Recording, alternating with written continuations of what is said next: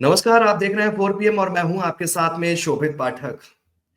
राजनीति में कब क्या हो जाए ये कहा नहीं जा सकता और उत्तर प्रदेश की राजधानी इस वक्त गर्माती हुई नजर आ रही है, क्योंकि तमाम ऐसे मुद्दे हैं जिन पर बातचीत होती हुई नजर आ रही है। अगर पश्चिमी यूपी का जिक्र करूं तो खास खास तौर पर जो है गन्ना किसानों की समस्याएं बढ़ती हुई नजर आ रही हैं।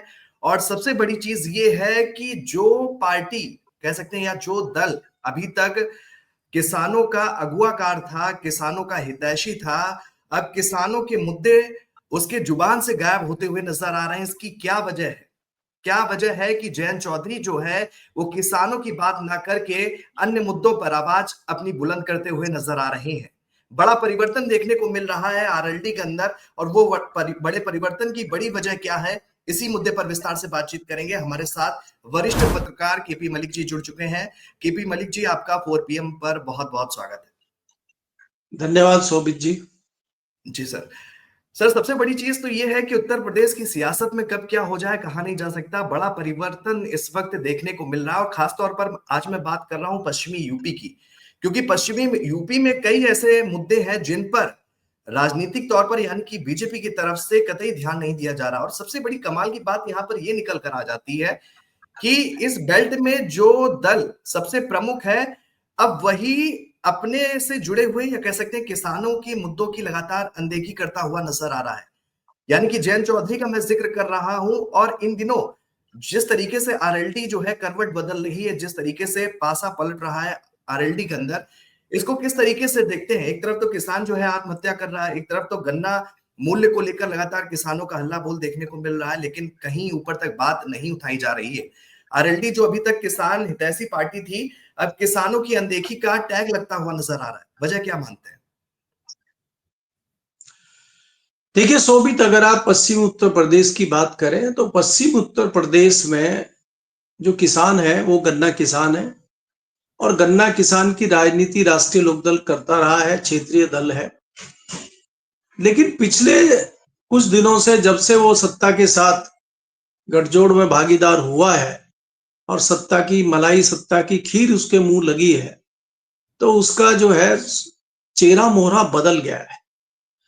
यहाँ के लोगों को और हम जैसे लोगों को बड़ा हास्यास्पद लगता है कि जब आरएलडी के तमाम विधायक लखनऊ विधानसभा के सामने ये तख्ती लेके खड़े होते हैं कि हिंदी बचाओ, संस्कृत बचाओ। क्यों? क्योंकि स्टालिन तमिलनाडु में संस्कृत का और हिंदी का विरोध कर रहे हैं, और उसकी चिंता भाजपा को नहीं है, कांग्रेस को नहीं है, किसी दूसरी समाजवादी को नहीं है, राष्ट्रीय लोकदल को उसकी बड़ी चिंता हो रही है। और जिस क्षेत्र में गन्ना किसान आत्महत्या कर रहे हैं, पिछले दिनों बहुत एक दुखदाई घटना हुई है 2 दिन पहले कि एक किसान ने आत्महत्या कर ली है, उस पर दही जमी हुई है। राष्ट्रीय लोकदल के तमाम विधायकों, मंत्रियों और जयंत चौधरी के मुंह में दही जमी हुई है। कोई ना उसके घर पहुंचा है, ना किसी ने 2 शब्द कहे हैं। तो ये बड़ा दुर्भाग्यपूर्ण है। इसके उलट जो समाजवादी पार्टी के कुछ विधायक हैं, वो विधानसभा के सामने गन्ना और चौधरी चरण सिंह की फोटो लेके प्रदर्शन कर रहे हैं। तो ये बड़ा हास्यास्पद है किसानों के लिए, ये बड़ा सोचनीय विषय है किसानों के लिए, समाजवादी पार्टी के लोगों के लिए, आरएलडी के लोगों के लिए, कि ये क्या हो रहा है। तो इसलिए मेरा कहना है कि आरएलडी कौन सी राजनीति कर रही है? क्या आरएलडी आगे राजनीति नहीं करना चाहती? आरएलडी को कौन पीछे से पट्टी पढ़ा रहा है? आरएलडी क्यों इस तरह की चीजें कर रही है? जब हम इन सब चीजों का विश्लेषण करते हैं, विचार करते हैं, तो हम पाते हैं कि खबरें इस प्रकार की हैं कि उत्तर प्रदेश में मंत्रिमंडल का विस्तार होने जा रहा है। राष्ट्रीय लोकदल के भी एक व्यक्ति को और मंत्रिमंडल में जगह मिल सकती है। केंद्र में जयंत चौधरी को प्रमोशन मिल सकता है, वो राज्य मंत्री से कैबिनेट मंत्री बनाए जा सकते हैं। तो इसलिए क्या है, राष्ट्रीय लोकदल के लोग जो है बहुत खुशियां मना रहे हैं और बड़े उत्साहित हैं, और उस उत्साह में ये भूल गए हैं, वो जमीन उनके पैरों से छूट गई है, और वो पश्चिमी उत्तर प्रदेश को भूल गए हैं, जिस पश्चिमी उत्तर प्रदेश ने उनको यहां तक भेजा है जहां आज वो खड़े। तो आप ये देखिए कि भारतीय जनता पार्टी के साथ वो मिलकर सत्ता की खीर खा रहे हैं। वो ये भूल गए हैं कि अगर आप भारतीय जनता पार्टी आपको कुछ देती है, एक हाथ से अगर कुछ देती है, तो दूसरे हाथ से वो तुमसे लेती है, और बड़ा लेती है। उसके तमाम जो है उदाहरण है, चाहे आप बिहार का उदाहरण लीजिए, चाहे शिंदे का उदाहरण लीजिए। राष्ट्रीय जी लोकदल को अगर भारतीय जनता पार्टी कुछ दे रही है तो भारतीय जनता पार्टी से बड़ा कुछ लेने का विचार जयंत चौधरी और राष्ट्रीय लोकदल से कर रही है। वो क्या मांग रही है, वो क्या लेगी, अभी आपको देखे, वो मैं आपके अगले सवाल में बताऊंगा। जी जी बिल्कुल। अच्छा, बीजेपी की कार्यशैली को आप देखिए, अगर पिछले चुनाव को देखते हैं, जहां जिन राज्यों में चुनाव हुए हैं वहां पर बीजेपी ने किस तरीके से जो वहां के दल है उनको खत्म किया। आप जैसा कि आप भी जिक्र कर रहे हैं, बिहार की राजनीति से, माफ कीजिएगा, हरियाणा की राजनीति से, महाराष्ट्र की राजनीति से बड़ी सीख लेने की जरूरत है। लेकिन वजह क्या है कि इतनी बड़ी सीख के बाद भी जो इस तरह के दल है वो बीजेपी का दामन नहीं छोड़ पा रहा है। क्या यहाँ पर भी सीबीआई ईडी का डर दिखाया जा रहा है, या वजह कुछ और है, या बड़ा लालच दिया जा रहा है? वजह किसे मानते हैं? देखिए शोभित, अगर आप देखेंगे, डर की वजह भी है, लालच की वजह भी है, और आज लोग किसी पार्टी का हित ना देखते हुए, किसी समाज का हित ना देखते हुए अपने निजी हितों के लिए समझौता कर लेते हैं, और बड़ी घटी दरों पर समझौता कर लेते हैं। लोगों की मानसिकता बदल गई है, लोगों के विचार बदल गए हैं। वो अपने क्षेत्र की जनता का नहीं सोचते, अपने समाज का नहीं सोचते, सिर्फ अपने निजी हितों को और निजी स्वार्थ को साधने के लिए वो बड़े बड़े फैसले इस प्रकार के ले लेते हैं। और उसके तमाम उदाहरण हैं। कई लोग डर से भी लेते हैं। मायावती का जैसे आप उदाहरण अगर आप लेंगे, तो वो डर में ही जी रही है, वो ईडी और सीबीआई के डर में आज तक जी रही है।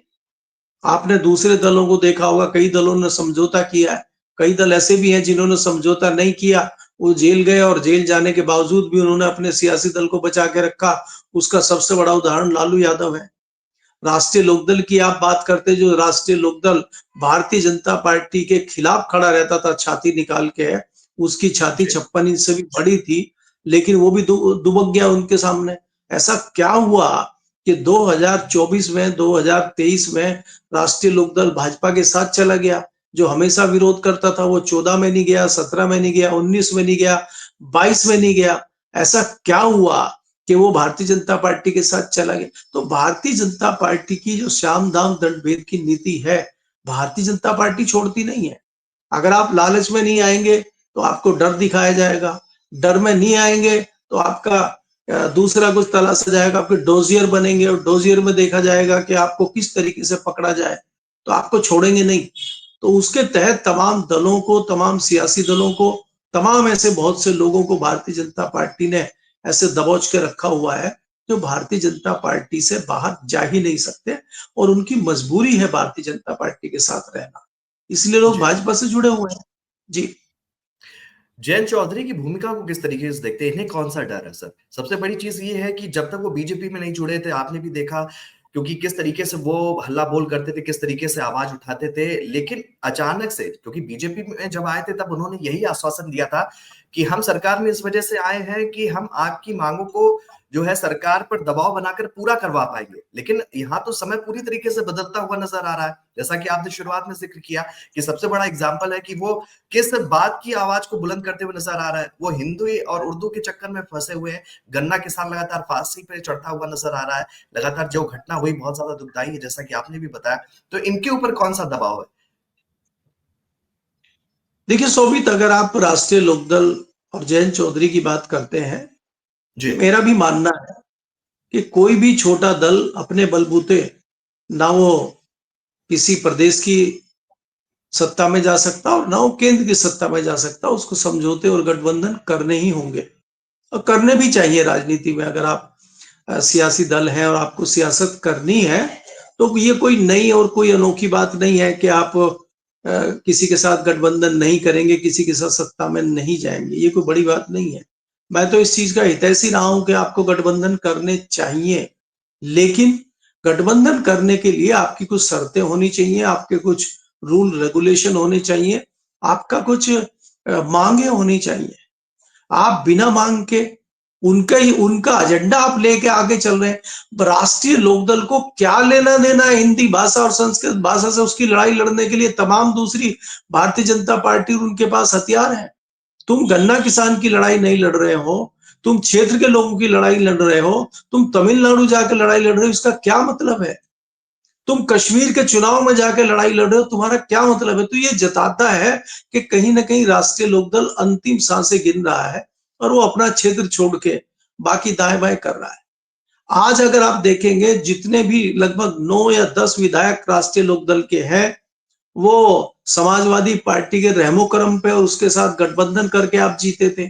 भारतीय जनता पार्टी के साथ अगर आप चुनाव करेंगे, जैसा कि मैंने पीछे कहा था आपको कि मैं अगले जी चंक में इसका जवाब दूंगा, वो जवाब ये है कि भारतीय जनता पार्टी आपसे अब अगले चुनाव में 2027 के चुनाव में भारतीय जनता पार्टी अभी तो आपको दे रही है, 27 में आपसे वो लेगी। वो क्या लेगी आपसे? वो ये लेगी कि जहां जहां आपके विधायक हैं वहां वहां वो अपने विधायक खड़े करेगी, वो अपनी सीटें बताएगी। वास्तव में कई सीटों पर बहुत वो मजबूत है। जिस थानाबंद सीट पे उनके गन्ना मंत्री सुरेश राणा थे और वहां पे आपके एक मुस्लिम उम्मीदवार समाजवादी और आरएलडी के सहयोग से गठबंधन में जीत गए, उन्होंने सुरेश राणा जैसे व्यक्ति को हरा दिया। तो क्या भारतीय जनता पार्टी ये इस चीज को, इस सीट को छोड़ने की बात करेगी? इस सीट पर अपने दावेदारी ठोकेगी भारतीय जनता पार्टी। और जब आप भारतीय जनता पार्टी को ये सीट दे देंगे तो आपके मतदाताओं का क्या होगा?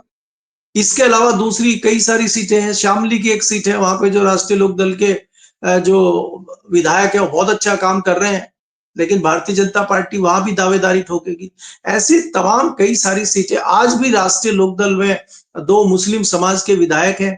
क्या वो भारतीय जनता पार्टी में खुश होकर बैठे हैं? क्या उनको भी कुछ मिल रहा है? क्या उनमें से भी कोई एक मंत्री बनेगा? जो योगी जी अभी मंत्रिमंडल का विस्तार कर रहे हैं, तो वो किस लिए आपके साथ चल रहे हैं?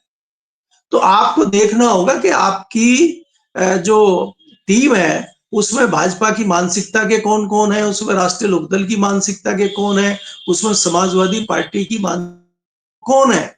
तो ये असली पता तो 2027 में चलेगा, पार्टी आपसे सीटें मांगेगी। तो तब भी क्या आपका गठबंधन बरकरार रहेगा कि नहीं रहेगा, तब देखने को मिलेगा। अभी तो सत्ता की मलाई और सत्ता की खीर चल रही है और खीर खाइए दबा के, 27 में देखा जाएगा क्या होगा। जी तो ये इसलिए जो आपने पूछा है कि राष्ट्रीय लोकदल की मानसिकता क्या है, इच्छा क्या है, उनकी कोई इच्छा नहीं है। बड़े दिनों बाद एक मौका मिला है, वो भूल गए हैं किसानों का। अरे भाई, हम भी चाहते हैं कि आप गठबंधन करें, सब करें, सिद्धांतों पे करें, अपने लोगों की मांगों को पूरी करवा के करें। आपने खुद कहा था कि गन्ने का रेट जो है 400 के पार होना चाहिए, जी तो 400 के पार क्या हुआ? 10 रुपए भी उसमें नहीं बढ़े हो, 370 की जगह 380 भी नहीं हुआ, तो 400 पार कहां से होगा? तो आपकी इतनी हिम्मत नहीं है कि आप जो है प्रदेश के मुख्यमंत्री या देश के प्रधानमंत्री के सामने मांग रख सके या एक रिक्वेस्ट भी उनसे कर सके, तो फिर कैसे पार्टी चलेगी? तो इस पर विचार विमर्श कर रहे हैं लोग। जो मतदाता है वो परेशान है, इनका मतदाता बड़ी मात्रा में गन्ना किसान है और वो आज मजबूर है, परेशान है। आत्महत्या अगर कोई गन्ना किसान पश्चिमी उत्तर प्रदेश जैसे एरिया में कर रहा है तो ये बड़ा दुर्भाग्यपूर्ण है। जिसको सबसे उत्तर प्रदेश का सबसे धनाढ्य एरिया माना जाता था, जिसमें सबसे ज्यादा संपन्न किसान रहते थे, अगर वहां किसान आत्महत्याएं कर रहे हैं तो ये प्रदेश के लिए भी, देश के लिए भी, क्षेत्र के किसानों के लिए भी और उस क्षेत्र की राजनीति करने वाले लोगों के लिए भी सबसे बड़ा दुर्भाग्य का मामला है। दुर्भाग्यपूर्ण स्थिति है ये पश्चिम उत्तर प्रदेश में अगर किसान आत्महत्या पे उतर आए, तो वो जताता है कि किसान की स्थिति बहुत अच्छी नहीं है। यही भारतीय जनता पार्टी जो बार बार कहती थी कि हम किसानों की आय दुगनी करेंगे, दुगनी कर, किसानों की आय दुगनी नहीं हुई है, लागत 3 गुनी हो गई है।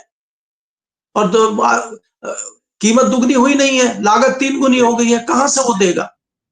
तो इसलिए किसान परेशान है और उसकी सुनने वाला, देखने वाला कोई नहीं है। आप देखिए डल्लेवाल किसानों की एमएसपी को लेकर 3 महीने कंप्लीट कर चुके हैं, आमरण अनशन पे हैं और नूरा जी कुश्ती कर रही है सरकार, रस्म अदायगी कर रही है। रस्म अदायगी करने के लिए 2 मंत्री पहुंचे और कुछ नहीं हुआ और वो उनके मरने का इंतजार जैसे कर रहे हैं। ये ऐसी नीयत इनकी लग रही है कि सिर्फ ये मरने का इंतजार करें, जाए अपना मरे, इनको कोई लेना देना नहीं। तो इसलिए इतनी असंवेदनशील सरकार हमने कभी नहीं देखी है, जो किसी के मरने का इंतजार करे और उसकी मांगों पर विचार करने की कोशिश ही ना करे। जी जी। अच्छा सर, वजह क्या मानते हैं? मतलब एक पहलू और भी है। एक तरफ तो अगर ये इन राज्यों, चाहे पंजाब हो चाहे उत्तर प्रदेश हो, इन राज्यों की अगर देखते, चाहे हम हरियाणा हो, इनको देखते हैं तो यहाँ पर लगातार किसान परेशान है। लेकिन बीजेपी को उन्हें परेशान करके क्या फायदा मिल सकता है? सवाल ये भी उठता है, क्योंकि बीजेपी भी जानती है कि अगर किसानों का विरोध समय के साथ बढ़ता हुआ नजर आया तो निश्चित तौर पर जो किसान बाहुल्य इलाके हैं वहां पर बीजेपी को साफ नुकसान हो सकता है। इसलिए वो किसान से जुड़े हुए दल हैं, उनको अपने पाले में लाने के लिए, या कह सकते हैं जैसे कि जयंत चौधरी का हम जिक्र कर रहे हैं, तो भरपूर जो है मलाई दे रही है कि आप खाइए, आराम से रहिए, खाली मुद्दे मत उठाइए। लेकिन आपको लगता है कि आगे चलकर बीजेपी या आगे की नहीं देख पा रही है कि अगर हम कभी जाएंगे तो ये मुद्दे हमेशा हमारे लिए संकट का काम करेंगे? क्योंकि समय के साथ लगातार किसानों की अनदेखी और किसानों की उपेक्षा भी बड़ा मुद्दा जो है बढ़ता हुआ नजर आ रहा है। इससे बीजेपी को नुकसान हो सकता है। तो बीजेपी अनदेखी क्यों कर रही है, वजह क्या है? देखिए शोभित, अगर आप बीजेपी की बात करें, बीजेपी जानती है कि इन लोगों का हित साधने के लिए, इन लोगों से भारतीय जनता पार्टी अपना हित साधने के लिए उनकी मांगों को छोड़ के उनको एक दूसरा बड़ा शगुफा दे देगी। और वो शगुफा क्या है कि उसी किसान को जातियों में, धर्म में, क्षेत्रवाद में बांट देगी जब चुनाव आएगा। और किसान भी तमाम जातियों से आते हैं तो वो तमाम बट जाते हैं। आप इसकी वानगी को पहली बार थोड़ी देखेंगे, आप देख रहे हैं पिछले चुनाव में, चाहे वो उत्तर प्रदेश का विधानसभा चुनाव हो और चाहे केंद्र का चुनाव हो, बड़ी तादाद में किसान भारतीय जनता पार्टी को वोट देता है, क्योंकि उनको अपना धर्म बचाना है। अगर वो भाजपा को वोट नहीं देंगे तो उनका धर्म भ्रष्ट हो जाएगा, उनको मुसलमान आके मार देंगे। तो अगर उनको बचना है तो भारतीय जनता पार्टी को वोट देना होगा। तो भारतीय जनता पार्टी जानती है कि हम किसानों को किस प्रकार से बहला फुसला सकते हैं, उनको नई जुमलेबाजी कर सकते हैं, हम नए जुमले दे सकते हैं फसलों के। 6,000 रुपए हम दे रहे हैं। अरे भाई, हम ये कह रहे हैं ना उसको आपके 6,000 रुपए चाहिए, ना आपकी सब्सिडी चाहिए, सब बंद करिए आप, लेकिन आप उसकी फसलों का दाम तो दीजिए। उनकी फसलों का वाजिब दाम आप दे दीजिए उनको। ना उनको आपके 6,000 की जरूरत है, ना आप उनके, आपकी किसी खैरात की जरूरत किसी किसान को नहीं है। आप उसको वाजिब दाम दीजिए। वाजिब दाम हम देंगे नहीं। सब्सिडी के नाम पे आपके जो उद्योगपति हैं वो सब बड़ी सब्सिडी हजम कर रहे हैं किसान के नाम पे। सब्सिडी किसान को थोड़ी मिल रही, सब्सिडी तो उद्योगपतियों को मिल रही। उद्योगपतियों को सेव करने के लिए, उद्योगपतियों का भला करने के लिए किसानों को साधा जा रहा है, किसानों को नुकसान किया जा रहा है, किसानों को अनसुना किया जा रहा है, क्योंकि आपके उद्योगपति दोस्तों को कोई दिक्कत ना हो, इसलिए आप किसान की तरफ ध्यान नहीं दे रहे हैं। सीधा सीधा कारण ये है जी। बिल्कुल सर। देखिए, वापस से जयंत चौधरी पर आते हैं सर। जयंत चौधरी की अगर बात करते हैं तो पश्चिमी जो उत्तर प्रदेश का पश्चिमी इलाका है, बहुत अच्छी पकड़ मानी जाती है किसानों में। चाहे वो शामली की बात कर लें, चाहे वो मेरठ की कर लें, चाहे वो बागपत की बात कर लें। अच्छा, यहाँ पर एक फैक्टर और भी काम करता हुआ नजर आ रहा है। एक तरफ तो जयंत चौधरी की जो राजनीति समझ में आ रही है कि वो किसानों के मुद्दों से दूर होते हुए नजर आ रहे हैं। वो राज्य के इतर मुद्दों पर बातचीत करते हुए नजर आ रहा है, जैसे कि हिंदी और संस्कृत का जिक्र हम करते हुए चल रहे हैं। दूसरी बड़ी चीज ये कि समाजवादी पार्टी को किस तरीके से देखते हैं, क्या वो आपदा में अवसर तलाश कर रही है? क्योंकि समाजवादी पार्टी का भी एक विधायक जो है, उसका भी मैं जिक्र करना चाहूंगा। वो भी आप देख रहे होंगे सोशल मीडिया पे समय चल रहा है कि लगातार वो तख्तियां लेकर किसानों के गन्ना मूल्य के समर्थन की बात करता हुआ नजर आ रहा है। तो आपको लगता है कि अगर जयंत चौधरी बीजेपी की तरफ ज्यादा उनका झुकाव बढ़ता है, वो किसानों की अनदेखी करते हैं, तो उनके वोट बैंक में समाजवादी पार्टी बड़ी सेंधमारी कर सकती है आगे चलकर? ऐसा कुछ आपको समझ में आता हुआ नजर आ रहा है? इस समाजवादी पार्टी किस तरीके से जो है पश्चिमी यूपी में अपनी पैठ को और ज्यादा मजबूत कर रही है? देखिए शोभित, अगर आप देखें, समाजवादी पार्टी ने अपने सांसद को मुजफ्फरनगर से जिताने का काम किया है, ऐसा तो नहीं है। वेस्टर्न यूपी में उनकी अच्छी पकड़ हो चुकी है। चाहे आप कैराना की बात करें, चाहे आप मुजफ्फरनगर की बात करें, तमाम पश्चिम उत्तर प्रदेश की बात करें, बहुत अच्छी पैठ समाजवादी पार्टी बना चुकी है। लेकिन वो तभी बनी थी जब आप गठबंधन में चुनाव लड़े थे राष्ट्रीय लोकदल के और समाजवादी पार्टी के। लेकिन उसके बावजूद आपने लोकसभा के चुनाव में भी देखा कि 2 सांसद वेस्टर्न यूपी की जो बिल्कुल गढ़ माना जाता है राष्ट्रीय लोकदल का, शामली और मुजफ्फरनगर, वहां भी अगर समाजवादी पार्टी जीतती है तो ये जताता है कि कहीं ना कहीं लोगों का मोहभंग राष्ट्रीय लोकदल से हो रहा है। दूसरी बात यह है, चाहे वो समाजवादी पार्टी हो चाहे राष्ट्रीय लोकदल हो, भारतीय जनता पार्टी रणनीति में इनसे कहीं आगे है। और हमारी जो खबरें हैं, हमारे जो सूत्र हमें बताते हैं कि भारतीय जनता पार्टी ने इसका इलाज ढूंढ लिया है और 2027 के चुनाव से पहले पहले ये इलाज यादवों का भी हो जाएगा और जाटों का भी हो जाएगा, क्योंकि भारतीय जनता पार्टी एक तीर से कई शिकार करना चाहती है। क्योंकि जो केंद्र में शीर्ष नेतृत्व है भारतीय जनता पार्टी का, वो कहीं ना कहीं लखनऊ की लड़ाई से भी परेशान है। आपको ये भी बिल्कुल। मालूम होना चाहिए कि लखनऊ और दिल्ली में भयंकर वार चल रहा है।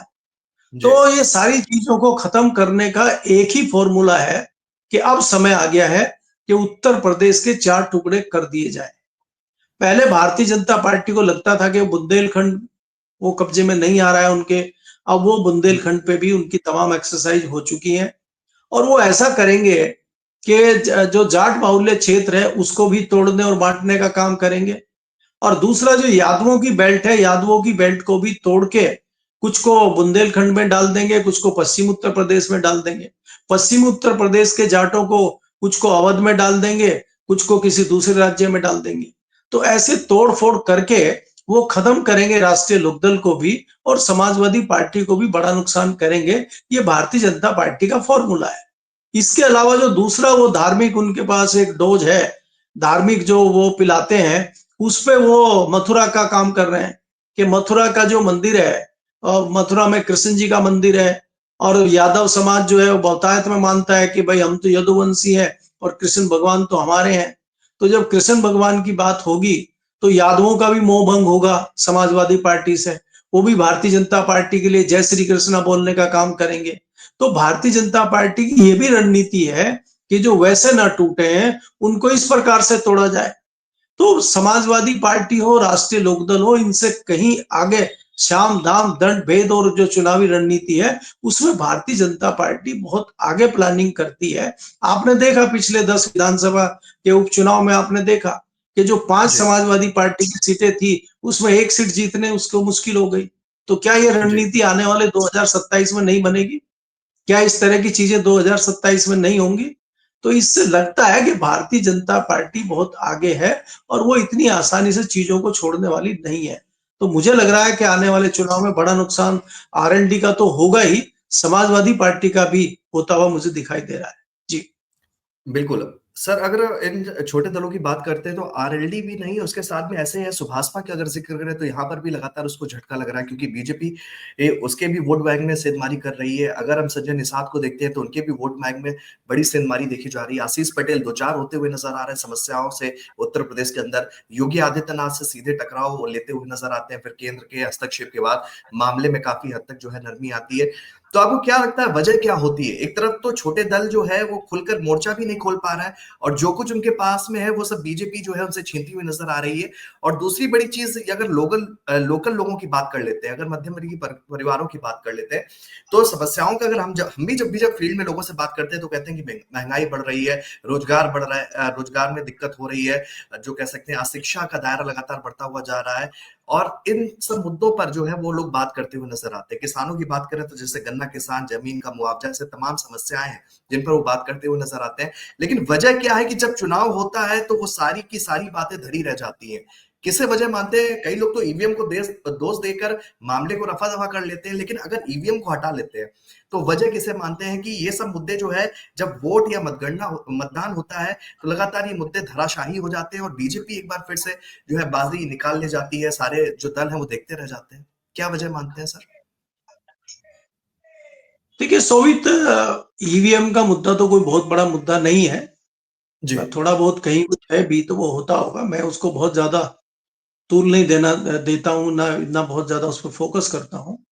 जी। भारतीय जनता पार्टी और उसके जो सहयोगी दल हैं वो लगातार उस क्षेत्र में काम करते हैं, तमाम बारीकियों से काम करते हैं। और उसका उदाहरण हमने दिल्ली में देखा, हरियाणा में देखा, महाराष्ट्र में देखा, और अभी विधानसभा के जो उपचुनाव है उसमें यूपी में भी देखा। वो बिल्कुल। अपनी वोट बनवाने और विरोधियों की वोट कटवाने का फॉर्मूला बहुत बढ़िया उनके पास है। लोग ईवीएम ढूंढते रह जाते हैं और वो इधर अपना काम कर जाते हैं और सामने वालों को पता ही नहीं लगता है। कोई भी सियासी दल इस बारीकी से ग्राउंड पे जाके काम नहीं करता है जितना भारतीय जनता पार्टी करती है। एक तो फॉर्मूला उनका ये है।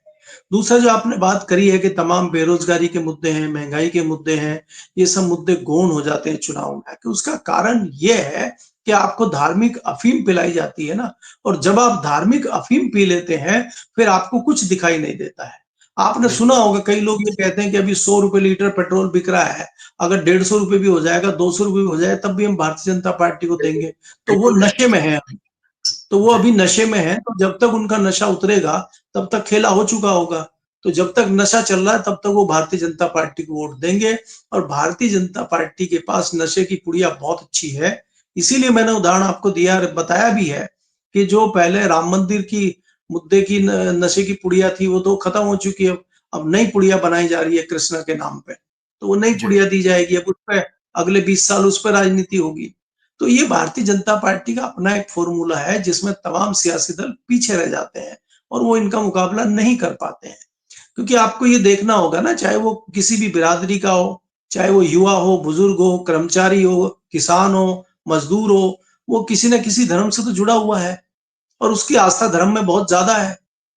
अब कुंभ में क्या हुआ कि जी, कुंभ में आस्था दिखाने लोग चले गए और कुंभ ही भारतीय जनता पार्टी के लिए अच्छा भी हो गया और बुरा भी हो गया।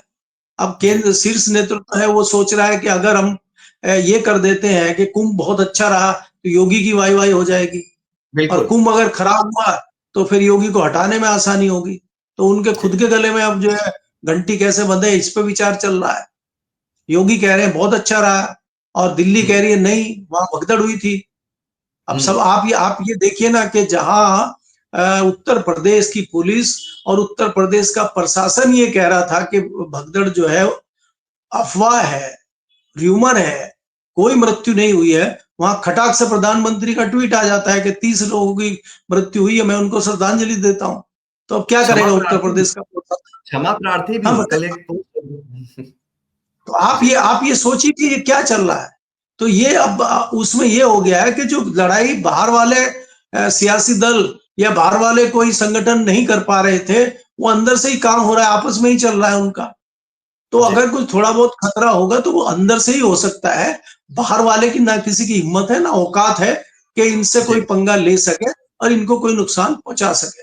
अगर नुकसान बिल्कुल, होगा तो अंदर से ही होगा। जी। बिल्कुल।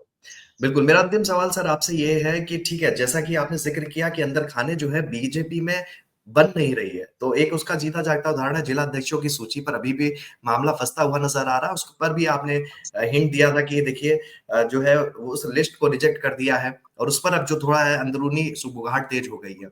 दूसरी बड़ी चीज़ ये है कि चौधरी चरण सिंह की सियासत देखी, अजीत सिंह की सियासत देखी, जयंत चौधरी की सियासत का पैमाना कहाँ मानते हैं? क्या वाक़ई ये किसानों के नेता बन पाएँगे? क्योंकि इन्होंने तो बीजेपी के हाथ बिल्कुल सरेंडर कर दिया अपने आप को। तो आपको क्या लगता है कि सियासी कद इनका कितना ऊपर जाएगा? या समय के साथ जो है इनको झटका लगेगा और जो रही बची कसर है उससे भी वो हाथ धो बैठेंगे?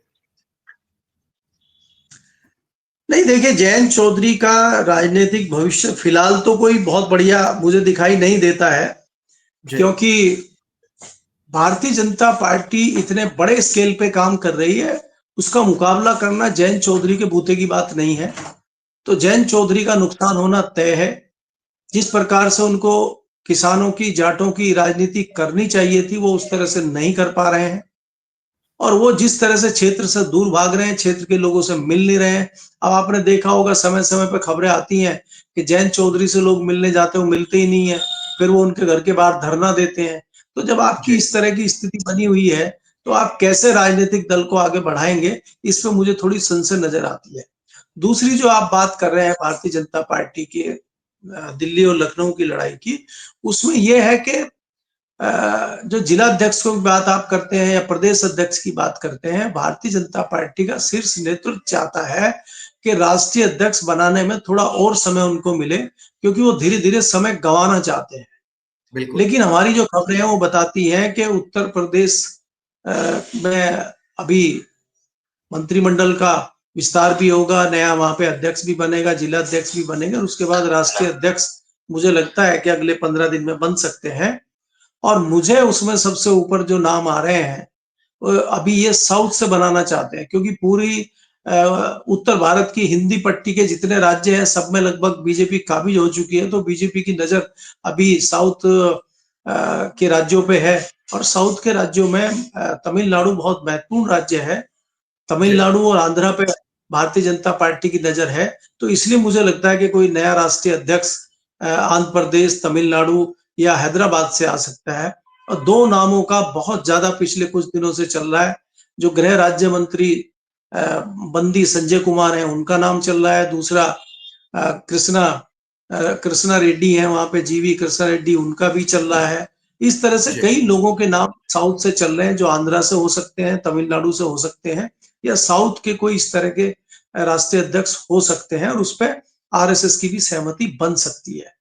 तो जी इसलिए उत्तर प्रदेश का मामला बाद में होगा। पहले केंद्र में राष्ट्रीय अध्यक्ष कौन बने, इसकी रणनीति तय शीर्ष कर रहा है। इसीलिए वो उत्तर प्रदेश के इलेक्शन को जिला अध्यक्ष की सूची हो, बाकी सूची हो, उसको वापस भेज रहा है। थोड़ा टाइम चाहता है इस बहाने से।